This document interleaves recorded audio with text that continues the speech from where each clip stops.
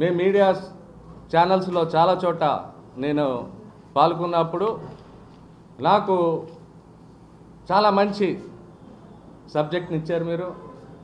అలాగే చాలా మంచి బాధ్యతని నాలో కలిగించారు. అదేంటంటే ఈరోజు విశాఖపట్నం నగర సమస్యల మీద, అభివృద్ధి మీద, మరియు ఒక విశాఖ నగర నవనిర్మాణం, ఒక సమాజం కోసం మనం ఒక నవనిర్మాణం చేసుకుంటూ దాంట్లో అణగారిన వర్గాలు అన్ని వర్గాలకి న్యాయం జరుగుతూ మనకున్న వనరులు, దయచేసి మీరు అందరూ అర్థం చేసుకోవాల్సింది ఏంటంటే విశాఖపట్నం సరౌండింగ్ డిస్ట్రిక్ట్స్కి ఉన్న వనరులు ఈరోజు పెద్ద పెద్ద స్టేట్స్లో లేవు. ఇటు బొర్రా కేవ్స్ నుంచి తీసుకుని అక్కడ విశాఖపట్నం కేరళ అనుభూతి, దీన్ని ఒక టూరిస్ట్ స్పాట్, అంటే మన సెల్ఫ్ జనరేట్ చేసుకోవచ్చు డబ్బుల్ని. ఈరోజు ఉపాధిని సెల్ఫ్ జనరేట్ చేసుకోవచ్చు. ఉత్సాహంతో పరిగెడదాం అనుకుంటున్నాను. ఎందుకంటే ఎలక్షన్ టైము, మనం ఒక మాట తీసుకుంటే ఈ పార్టీలు అన్నిటి దగ్గర ఖచ్చితంగా చాలా సులువుగా సాధించగలం. కాబట్టి 3 నెలలు కూడా మీ అందరికీ కూడా కీలకం, నాకు కీలకం, మన విశాఖపట్నం వాసులందరికీ కీలకం అని తెలుసుకుంటూ నాకు ఈ అవకాశం ఇచ్చిన, నాకు రాజకీయం చేయాలంటే చాలా కష్టమైన పని. మనం ఒక రాజకీయ నాయకులు వెనక వెళ్తాం. ఇప్పుడు ఆ రాజకీయ నాయకుడు వెనక వెళ్ళినప్పుడు ఆయన కూనీ చేసి మనం ముందుకు వెళ్ళాం. సో చాలా ఉంటాయి. మీరు నా రాజకీయ భవిష్యత్తు చూసినట్టయితే అప్పుడులో నాకున్న సబ్జెక్టు అన్ని వైఎస్ఆర్సీపీ పార్టీలో 2014లో మేనిఫెస్టో అప్పుడు ఈ కాలుష్యం మీద నన్ను పిలిచి నా దగ్గర డేటా తీసుకుంటూ జరిగింది. అలాంటి మహనీయులతో నేను చేయలేను. వాళ్ళకి ఎందుకో ప్రాబ్లం వచ్చింది, వాళ్ళతో పాటు నేను సైలెంట్ కావాల్సి వచ్చింది. ఉన్న పరపతిని చంపేస్తామే ఇతని పని. ఇతనుకున్న బురదని తోటి సహచరులకి పంచుతమే అతని పని. సోదరులారా, నేను ఖచ్చితంగా చెప్తున్నాను, ఇలాంటి రాజకీయ నాయకుల్ని తరివి కొట్టే సమయం ఆసనమైంది. నేను మాత్రం భయపడే లేదు, బెంకేది లేదు. నాకు ఆ పార్టీల్లో అవకాశం వచ్చినా సరే నా గలం ఇలాగే అయితే ఉంటుంది. ఎందుకంటే ఈరోజు రాజకీయాలని భ్రష్టు పట్టించారు. ప్రతి ఒక్కరు ఇతను చూసుకోడు, కొన్ని చూసుకోడు. మొత్తానికి అందరూ కూడా ఏంట్రా ఈ కర్మ మనకన్న పరిస్థితి వచ్చింది. మన చేతులు దాటేదాకా ఆగద్దు, మన చేతులు కాలేదాకా ఆగద్దు. కాబట్టి నేను తక్షణమే డిమాండ్ చేసి, ఎందుకంటే వాళ్ళని పెట్టడానికి ఒక ముఖ్య కారణం, అయ్యా మీకు ఇచ్చే అవకాశాలు ఎన్ని పారేయాలయ్యా, ఇంత ఎవడికి ఎవరో ఎక్కడి నుంచి వచ్చావు, వలస రాజకీయ నాయకుడివి. స్థానికుల మీద దాడి మొదలైపోయింది. ఇక్కడ ఎంత సామరస్యంగా ఉంటాం మనం. ఇక్కడ ఏ రోజు కూడా మనం ఈ కులం పరంగా ఆడికెందుకు ఇచ్చారు, ఈ కులం పరంగా ఏడికెందుకు ఇచ్చారని మాట్లాడుకోలేదు. ఏ రోజు వీలున్న సహాయ సహకారాలు ఇచ్చాం. ఈరోజు కొత్త సాంప్రదాయం, రెండు పెద్ద కులాల మధ్యలో చిచ్చు పెట్టబోతున్నాడు. దాంతో పూర్తి సాక్ష్యాధారాలతోటి ఈ మనం క్యాపిటల్లో చూసేవాళ్ళం హైదరాబాద్లో. ఆ సంస్కృతిని ఈరోజు గురుగారు విశాఖపట్నానికి తెచ్చేస్తున్నారు. 2 పెద్ద సామాజిక వర్గాల మధ్యలో చిచ్చు పెట్టే కార్యక్రమం. ఇంక ఇలాగ మనం వదులుకుంటా పోతే మన సామరస్యం పోతుంది. ఎంతో చక్కటైన ప్రదేశం. నాకు ఎంత మంచి ఆఫర్లు వచ్చినా సరే మిడిల్ ఈస్ట్కి వెళ్ళి పనిచేసే రోజుల్లో విశాఖపట్నం వదిలేళ్ళటానికి మనసు కలిగేది కాదు. ఇక్కడున్న అందాలు, ఇక్కడున్న శాంతి భద్రత, లేకపోతే మనమే ఇక్కడ హీరోలు. అలాంటి పరిస్థితులతో మనం ఈ నగరాన్ని వదలటానికి నాకు ఏ రోజు ఇష్టపడేది కాదు. అలాగే ఇక్కడే ఉండిపోయాను నేను. ఈరోజు మీ అందరికీ అనిపించవచ్చు మళ్ళీ ఒక ఆవు కథ మొదలైందేమో అని. కానీ ఈరోజు ఎలక్షన్స్ ముందు వస్తున్న తరుణంలో మనం ఏ వార్తలు వింటున్నాం. ఈరోజు మనగా ఆలోచించే పరిస్థితుల్లో కూడా ఈ రాజకీయ వ్యవస్థలో వదలట్ల. ఎక్కడో ఎవరికో టికెట్టో లేకపోతే ఎక్కడో ఎవరికో ఒక పార్టీ నుంచి ఒక పార్టీ మాత్రమే అంశం అయిపోయింది తప్ప అసలు ఒక రాజకీయ వ్యవస్థ ఒక ప్రభుత్వాలు దేని గురించి ఏర్పడతాయనే అంశం మీద మొత్తం దారి మళ్ళీపోయింది. ఈరోజు స్థానిక సమస్యలు కానీ ఈరోజు ప్రజలకు కావాల్సిన సంక్షేమం వాళ్ళ ఇబ్బందుల్ని కానీ దృష్టిలో పెట్టుకుని అసలు ఏ పార్టీ కూడా ముందుకు వెళ్ళలేని పరిస్థితి. రాబోయే రోజుల్లో దీని మీద మార్పు రావాలి. ఆ మార్పు మీలాంటి ఫోర్త్ ఎస్టేట్ భుజం మీద మీ భుజస్కంధాల మీద తీసుకుంటే కానీ అవ్వదనే పూర్తి నమ్మకంతో ఈ ఒక ప్రెస్ మీట్. మరి మనం చూస్తున్నాం గత 4 రోజుల నుంచి ఒక వారం రోజుల నుంచో ఒక కామెడీ షో మొదలైంది వైజాగ్లో, పెద్ద కామెడీ షో.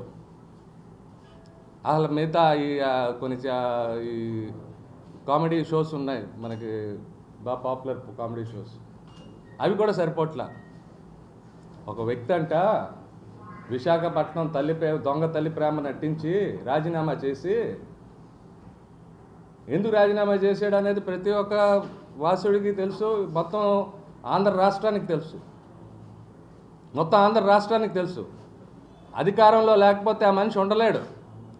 ఎందుకంటే ఆయన వెనకున్న కొంతమంది ఆర్థికంగా బలపడిన వ్యక్తులు, సంపన్నులు, వారి కోసం రాజకీయమే చేస్తాడు తప్ప పేద ప్రజల కోసం కానీ ఆయన పుట్టిన కులానికి కానీ అక్కడ ఉన్న నియోజకవర్గం ప్రజల గురించి కానీ అతని గురించి కష్టపడే క్యాడర్ గురించి కానీ ఏ రోజు ఆయన కష్టపడ్డు.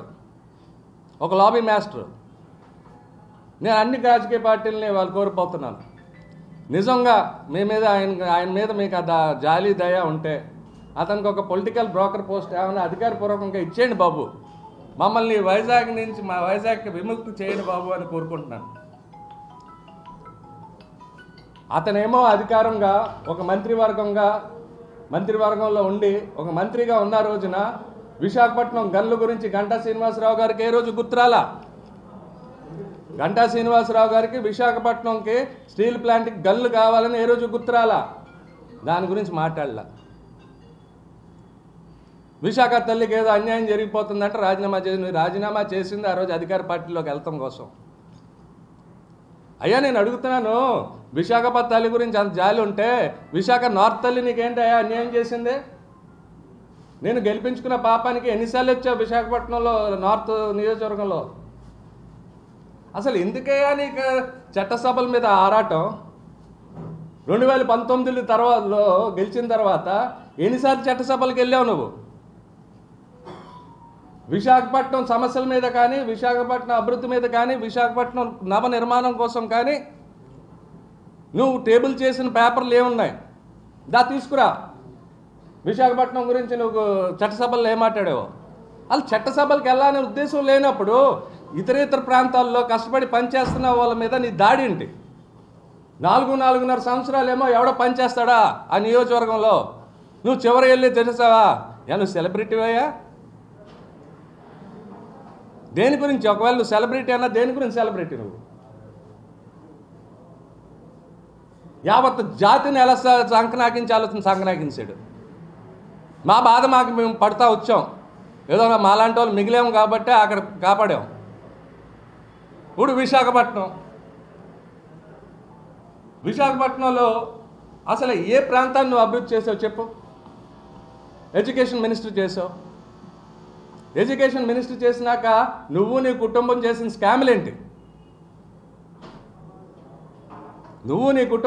స్కామ్లేంటి? ఒక ఉద్యోగం కోసం, ఒక ట్రాన్స్ఫర్ కోసం ఫోన్లే డబ్బులు తీసుకున్నాక పని చేసి పెట్టావా? లేదు. అలా పాపం అప్పులు చేసి తెచ్చుకున్నారా డబ్బు? ఇవే మీడియా పరంగా నేను పిలిపిస్తాను, అలాంటి ఏమున్నా సరే తక్షణం రండి, పెడతాను. ఒక దాని గురించి ఒక డేటు టైము పెట్టి ఒక చోట కూర్చుంటాను, మీరు అందరూ తీసుకురండి. అదే నిదర్శనం అవుతుంది. మీడియా దగ్గర లైవ్గా ధైర్యం ఉంటే రండి, మీరు అందరూ ఎక్స్పోజ్ చేద్దాం. ఏమయ్యా కష్టపడి నగర అభివృద్ధి గురించి యువత ఉంది, పెద్దలు ఉన్నారు, మేధావులు ఉన్నారు, వాళ్ళు ఎంతో శ్రమించి సొంత డబ్బులతోటి ఎన్నో కార్యక్రమాలు చేస్తుంటే అందరినీ తొక్కేసి అసలు ఈరోజు ఏ రాజకీయ పార్టీలో కూడా ఎందుకు ఉద్యమాలు జరగట్లేదు అనేది ఒక్కసారి ఆలోచించండి మీరందరూ. ఇలాంటి వేషగాళ్ళు ఏ రోజు ఏ పార్టీలో వచ్చి పడిపోతారో మన మీద వచ్చి దారుణంగా మళ్ళీ ఏ రోజు అటాక్ చేస్తారనే భయంతో ఆ పార్టీల్లో ఈరోజు అసలు ఉద్యమాలు లేవు. ఆ పార్టీల నాయకులు కూడా ఆలోచించుకోవాలి, ఇలాంటి దరిద్రులందరినీ మనం ఎందుకు పెట్టి పోషిస్తున్నాం అనేది. నిన్నటిదాకా అధికార పార్టీలో చేరదామన్న వ్యక్తి సడన్గా అధికార పార్టీని తిడతా మొదలెట్టాడు. ఫోన్లే తిట్టాడు. ఆ పార్టీలో ఏ పార్టీలో అయితే కూర్చుని ఇలా ప్రెస్ మీట్ పెడుతున్నాడో ఆ పార్టీని 3 సంవత్సరాలు వెనక్కి తీసుకెళ్ళిపోయాడు. గీతం యూనివర్సిటీ అంట, చాలా మంచి యూనివర్సిటీ అంట, చాలా పేరు ప్రఖ్యాతులు చెందిన యూనివర్సిటీ అంట, దాని మీద అటాక్ చేస్తా అన్యాయం అని ఇన్సిడెంట్ జరిగిన 3 సంవత్సరాల తర్వాత మాట్లాడుతున్నాడు. మరి ఆయన ఉన్న టీడీపీ పార్టీ ఎంత వెనక్కి వెళ్ళిపోయిందో ఒకసారి మనం ఆలోచించాలి.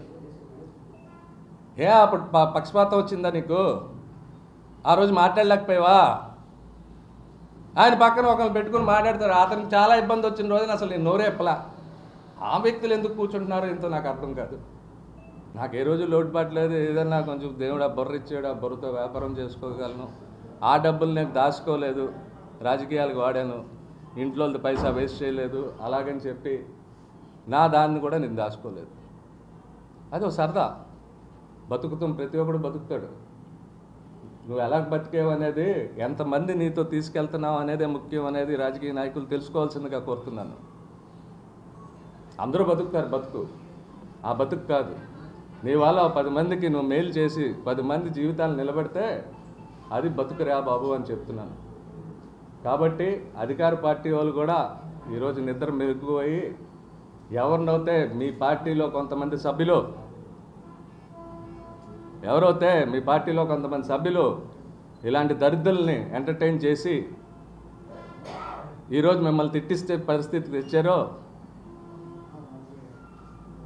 వాళ్ళని పక్కన పెట్టి ఈ వీడి మీద తక్షణమే ఇప్పుడు నీ ఆడిచ్చే ఆరోపణ వాళ్ళ కుటుంబ సభ్యులు మొత్తం ఎడ్యుకేషన్ మినిస్టర్గా ఉన్నప్పుడు పోస్టింగుల కోసం కానీ, కొత్త జాబుల నియామకం కోసం కానీ, ట్రాన్స్ఫర్ల కోసం కానీ తీసుకున్న డబ్బు మీద దర్యాప్తు చేయండి.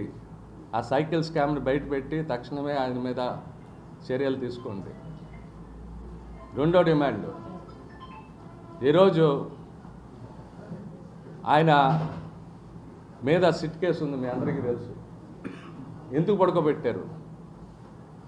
ఆ సిట్ కేసుని తక్షణమే బహిరంగం చేసి దాని మీద కూడా యాక్షన్ తీసుకోండి. అప్పుడే మార్పు వస్తుంది. నేను అన్ని రాజకీయ పార్టీలకి చెప్తున్నాను, ఈరోజు కానీ మీరు స్థానికుల్ని విస్మరించారా, స్థానికుల మీద జరుగుతున్న దాన్ని ప్రోత్సహించారా, రాబో రోజుల్లో తీవ్ర నష్టపోతారు. మీ దృష్టికి ఈ కుట్ర రాజకీయ నాయకులు మీ దగ్గరికి తేవట్లేదు. స్థానికులంతా ఉడికిపోయి ఉన్నారు. కాబట్టి ఈసారి ఎలక్షన్స్లో అసెంబ్లీ చట్టసభల్లో స్థానికులకి మీరు పూర్తి మర్యాద ఇవ్వాల్సిందిగా కోరుతున్నాను.